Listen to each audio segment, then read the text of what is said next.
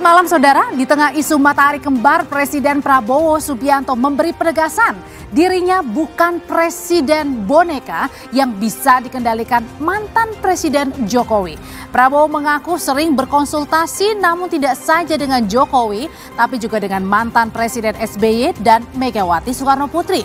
Bantahan bukan presiden boneka ini muncul beriringan dengan polemik keaslian ijazah strata 1 atau S1 Jokowi dan usulan mengganti wakil presiden Gibran Rakabuming Raka yang dicetuskan Forum Purnawirawan TNI. Apakah rangkaian peristiwa dan berbagai pernyataan politik tersebut ini merupakan bagian dari perang narasi menuju kontestasi Pilpres 2029? Kita akan membahasnya malam hari ini bersama sejumlah narasumber. Ada Maijen Purnawirawan Komarudin Simanjuntak, PLT Ketua Umum Pengurus Pusat Persatuan Purnawirawan TNI AD PPAD. Selamat malam Pak Komarudin. Yes.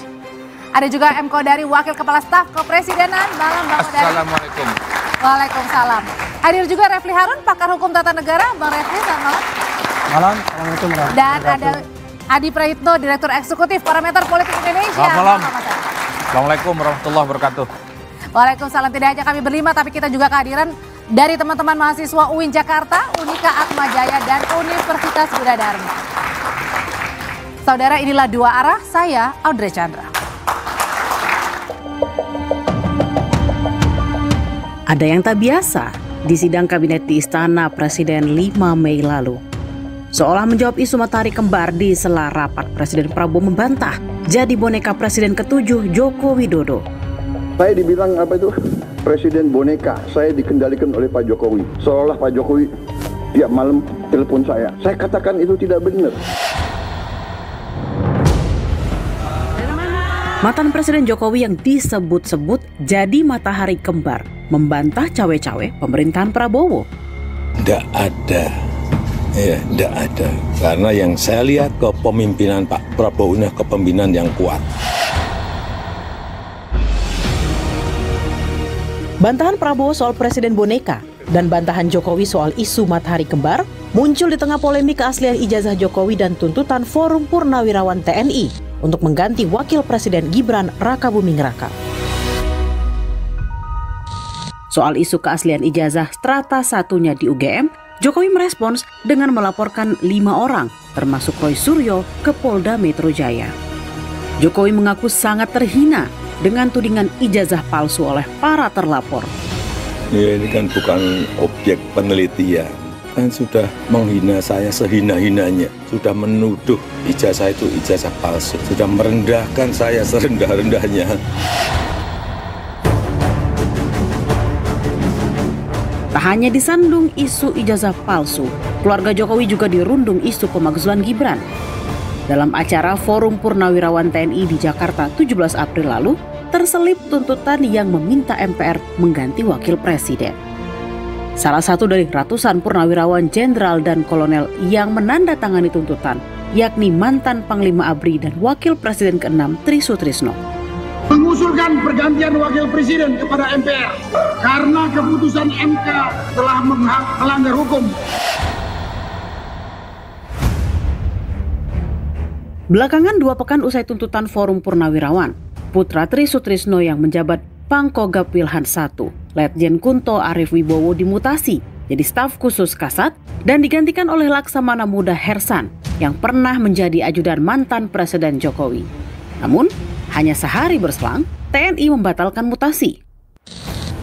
Jokowi membantah cawe-cawe mutasi Letjen Kunto.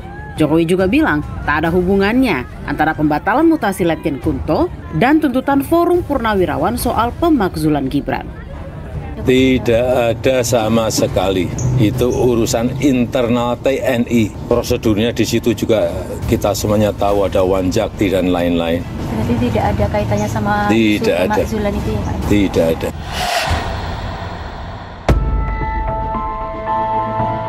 Kapuspen TNI Maijen Kristo Mei Sianturi juga membantah mutasi Letjen Kunto politis.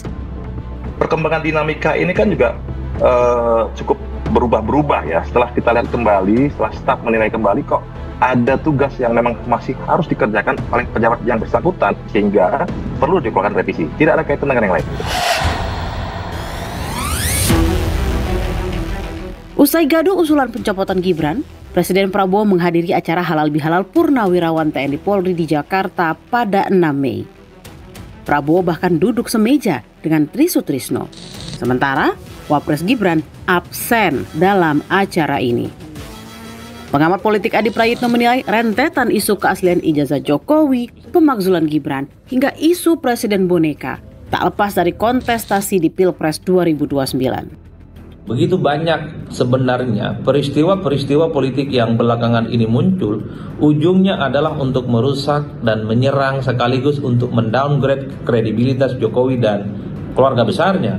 Mari kita cek satu persatu. Mungkin ini akan dikaitkan oleh publik sebagai upaya untuk mencegah langkah politik Gibran di masa-masa yang akan datang. Semacam beban sekaligus sandera politik yang sengaja dialamatkan kepada Pak Jokowi dan keluarga besarnya terkait dengan kontestasi dan persaingan di pemilu di 2029. Meski Pilpres 2029 masih 4 tahun lagi, sejumlah parpol koalisi pemerintah telah menyatakan dukungan untuk Prabowo di Pilpres 2029. Bahkan mulai menggulirkan wacana koalisi permanen.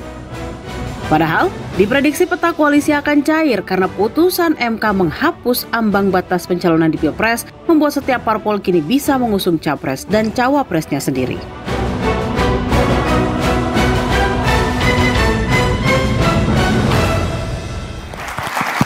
Pertanyaan pertama saya langsung tertuju kepada Mas Adi. Mas Adi, kira-kira kenapa tiba-tiba Pak Prabowo di hadapan Wapres Gibran dan juga para menteri ini tegas menyatakan saya bukan presiden boneka yang bisa dikendalikan Pak Jokowi atau yang dikendalikan Pak Jokowi. Kenapa ini? Ada angin apa? Ya, saya kira memang ini sebagai upaya untuk mengamputasi supaya tak ada lagi muncul rumor dan tuduhan-tuduhan yang cukup liar bahwa Prabowo sebagai presiden di Republik Indonesia itu diintervensi dan dikendalikan oleh pihak tertentu.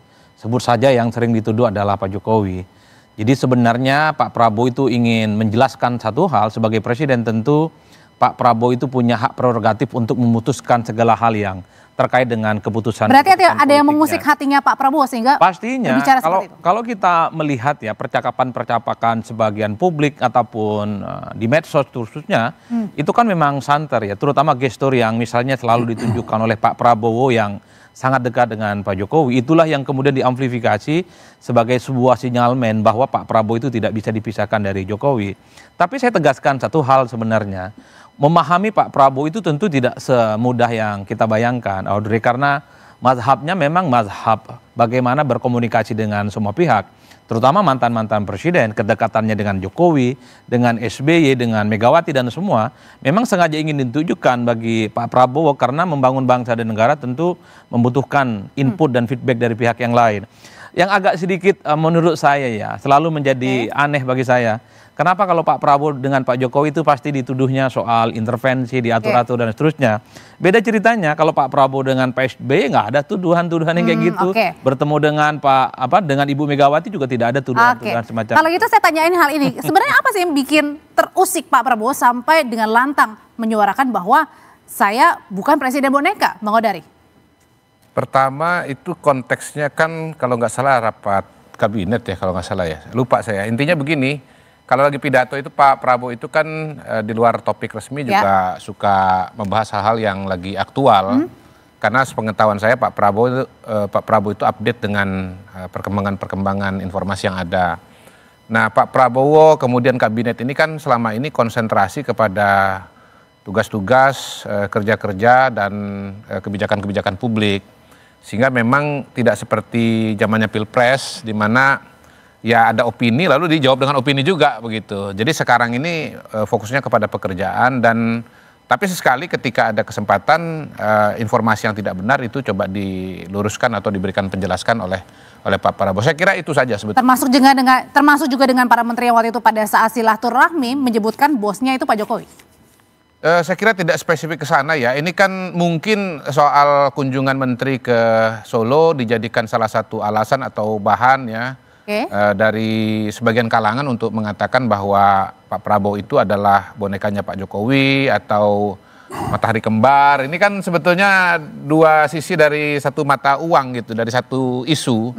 Di satu sisi dikasih judul Prabowo boneka Jokowi, di sisi yang lain matahari kembar. Tapi itu kan semua sudah dijelaskan dan sudah dibantah. Saya pribadi ya, tolong ini kasih waktu ya. Dari mana mau mengatakan Pak Prabowo itu bonekanya Pak Jokowi? Pertama begini, beliau itu presiden de facto de jure. Ya. Presiden itu adalah kepala pemerintahan, kepala negara, panglima tertinggi. Undang-undang dasar itu mengatakan demikian. Jadi tidak ada lagi kewenangan di tangan Pak Jokowi, itu nggak ada, semuanya di tangan Pak Prabowo. Yang kedua, Pak Prabowo ini ketua partai, partainya besar. Kemudian partai pendukungnya itu 80% lebih. Kok bisa yang didukung 80% itu diatur sama yang nggak punya partai? Pak Jokowi ini kan nggak punya partai, nggak punya kekuatan di parlemen sama sekali. Yang ketiga, approval ratingnya Pak Prabowo itu 80%, tertinggi di negara-negara maju, negara-negara G20. Jadi beliau itu kalaupun misalnya boneka, bonekanya rakyat, bukan bonekanya Pak Jokowi. Beliau ini bekerja berdasarkan kepentingan rakyat, kemauan rakyat gitu ya. Kalaupun misalnya mau disebut, rakyat itu siapa? Rakyat itu namanya Naila, itu dia. Seorang anak dari keluarga yang sangat miskin, Pak, pendapatan orang tuanya cuma 1 juta per bulan, anggota keluarga 5. Nah itu orang yang kira-kira menjadi pendulum atau menjadi kompas bagi Pak Prabowo jadi untuk intinya ini adalah penegasan. Satu lagi, Pak Prabowo itu orang yang kepribadiannya itu sangat kuat, Pak. Bu, ya, jadi nggak ada yang bisa mendrive. Belum presiden aja nggak bisa didrive, apalagi kalau sudah jadi presiden. Terima kasih.